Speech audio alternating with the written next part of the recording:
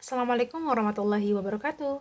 Perkenalkan, saya Syamati Nabila di semester 3 Fakultas Hukum Universitas Surakarta, di mana saat ini Nabila akan mereview mata kuliahan dari pertemuan ke-14, yaitu mereview jurnal dengan judul terjadinya sengketa tata usaha negara akibat dikeluarkannya keputusan pejabat TUN yang ditulis oleh Satria Koraag, di mana tujuan adanya penelitian atau jurnal ini yaitu untuk mengetahui apa yang menyebabkan terjadinya sengketa tata usaha negara dan bagaimana proses penyelesaian sengketa tata usaha negara. Yang mana dengan metode penelitian hukum disimpulkan bahwa yang pertama ada hubungan antara pejabat AN sebagai pelaksana urusan pemerintahan dan pembangunan dengan masyarakat. Sering terjadi benturan kepentingan yang melibatkan kedua pihak. Benturan kepentingan ini biasanya diakibatkan oleh adanya keputusan pejabat negara, yang pada dasarnya sengketa tata usaha negara terjadi karena adanya seseorang atau badan hukum perdata yang merasa kepentingannya dirugikan oleh suatu keputusan TUN. Berdasarkan Undang-Undang Nomor 5 Tahun 1986 pasal 1 angka 3, yaitu suatu penetapan tertulis yang dikeluarkan oleh badan atau pejabat TUN yang berisi tindakan hukum tata usaha negara yang berdasarkan peraturan perundang-undangan yang berlaku, di mana keputusan administrasi negara atau basicking menurut Undang-Undang Nomor 5 Tahun 1986 sebagaimana dikatakan di atas istilah basicking telah ditetapkan.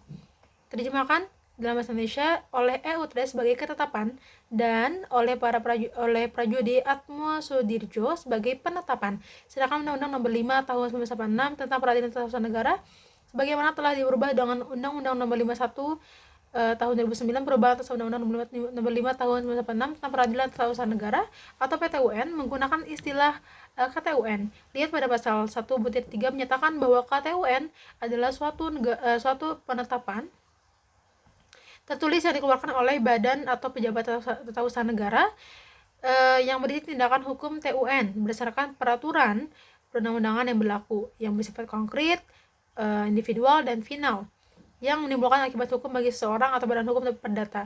Penetapan tertulis dikeluarkan oleh badan atau pejabat TUN berisi tindakan hukum tata usaha negara berdasarkan peraturan perundangan yang berlaku bersifat perundang-undangan yang berlaku berundang badan hukum perdata.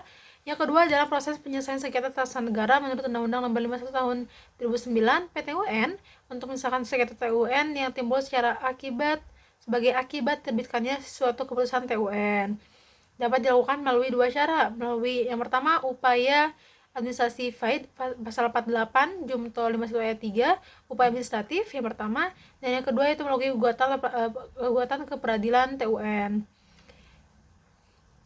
Dalam proses upaya administratif dikenal dengan prosedur keberatan dan prosedur banding administratif. Sedangkan dalam gugatan ke peradilan TUN, pengadilan baru berwenang memeriksa, memutus, dan menyelesaikan sengketa TUN jika seluruh upaya administratif sudah digunakan apabila peraturan dasarnya hanya menentukan adanya upaya administratif berupa pengajuan surat keberatan, maka gugatan terhadap keputusan TUN yang bersangkutan diajukan kepada pengadilan TUN.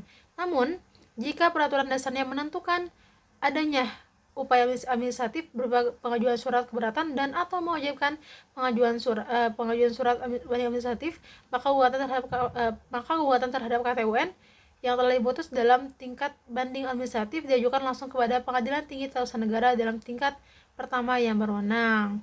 Sekian untuk review jurnal pada pertemuan ke-14 kali ini, yaitu masih berkaitan dengan keputusan TUN. Wassalamualaikum warahmatullahi wabarakatuh.